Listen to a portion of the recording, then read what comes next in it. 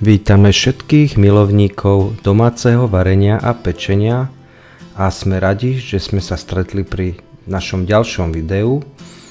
Dnes sme si pre vás pripravili recept, ktorý je náročnejší na prípravu, a to domáce maslové croissanty. Tento recept je zaujímavý tým, že cestu na croissanty sa budete musieť venovať počas celého dňa, ale výsledok, ktorý si potom večer vychutnáte, bude stáť naozaj za to.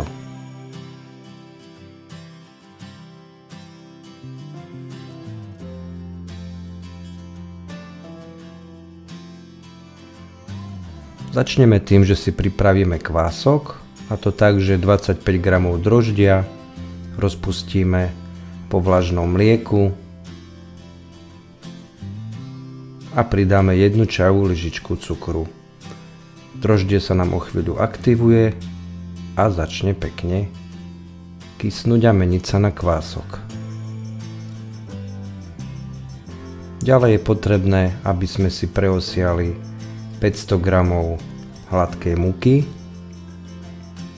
Preosiatím do múky dostaneme vzduch a pekne sa nám nakyprí. Kľudne môžete tento proces aj niekoľkokrát zopakovať. Určite tým nič nepokazíte.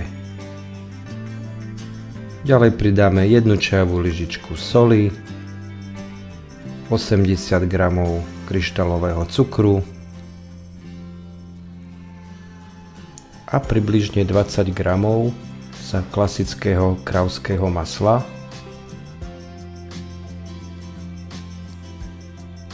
Nezabudneme na aktivovaný kvások, ktorý pridáme do cesta.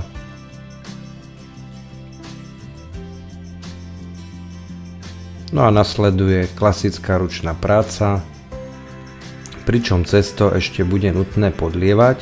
Môžete použiť buď vlažné mlieko alebo vlažnú vodu a je veľmi ťažko odhadnúť koľko, ale my sme použili približne 3,5 až 4 decilitre mlieka a potom následne aj vody. Samotné miesenie cesta takto ručne trvá 8 až 10 minút, takže to chce naozaj dobrú techniku a najmä výdrž. No a cesto by malo byť na konci procesu elastické, nemalo by sa lepiť na ruky, nemalo by sa lepiť na misku a podľa toho spoznáte, že je hotové.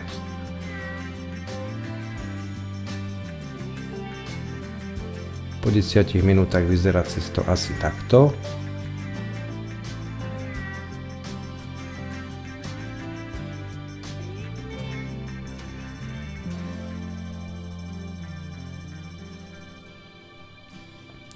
No a cesto potom odložíme na chladné miesto, najlepšie do chladničky, do misky na 2 hodiny. Medzi tým si zoberieme klasické kravské maslo,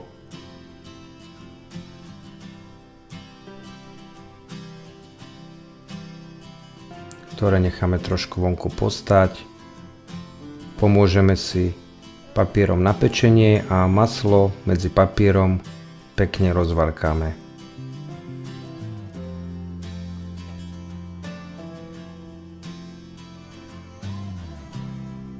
Použili sme klasickú kocku 250 g masla.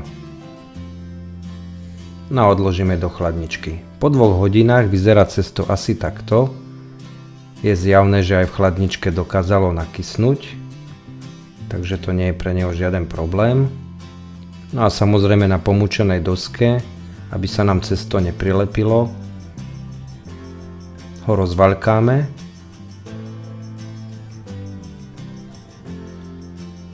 Na hrúbku 3-4 mm.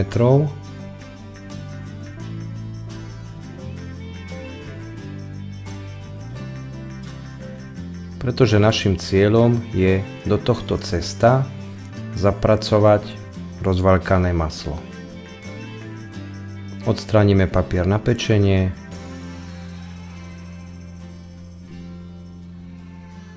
Presne tak, ako vidíte v našom videu.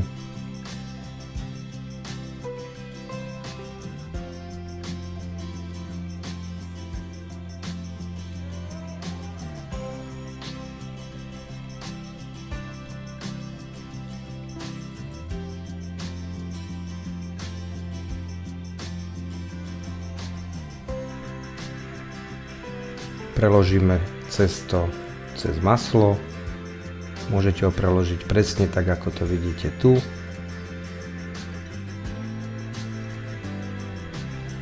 A cesto dáme znova do chladničky odpočívať, tentokrát približne na hodinu.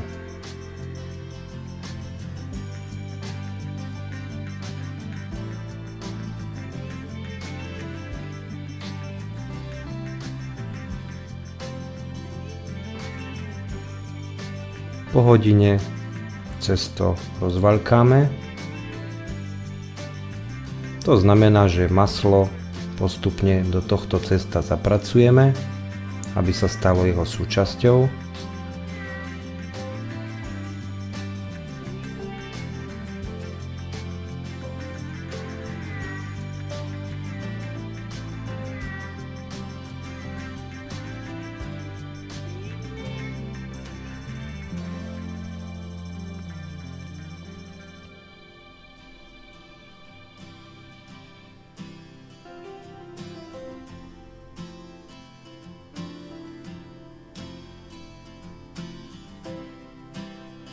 No a keď máme cesto rozvaľkané, znova ho preložíme a putuje na ďalšiu hodinu do chladničky.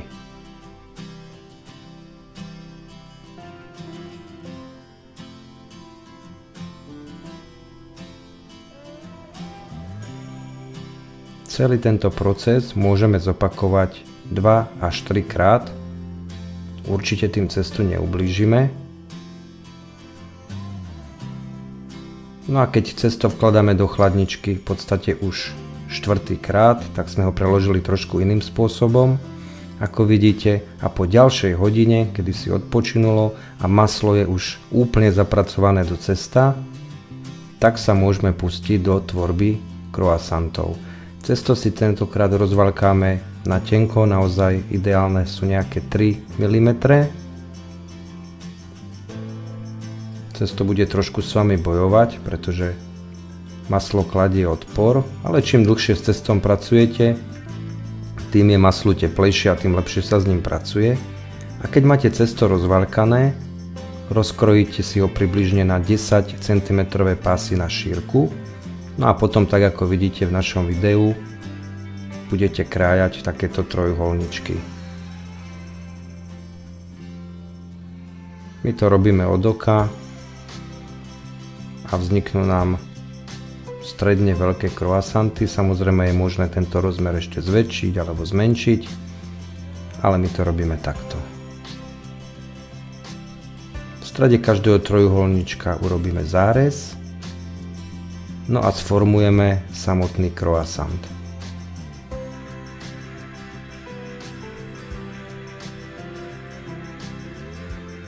Croissanty sú zatiaľ takéto maličké, ale po ďalšom kysnutí naberú približne ešte dvojnásobný objem.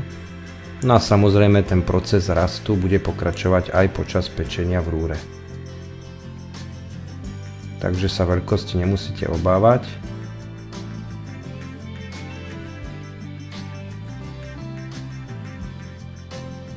Takto sformované, pripravené croissanty teda necháme ešte ležať na vymastenom plechu.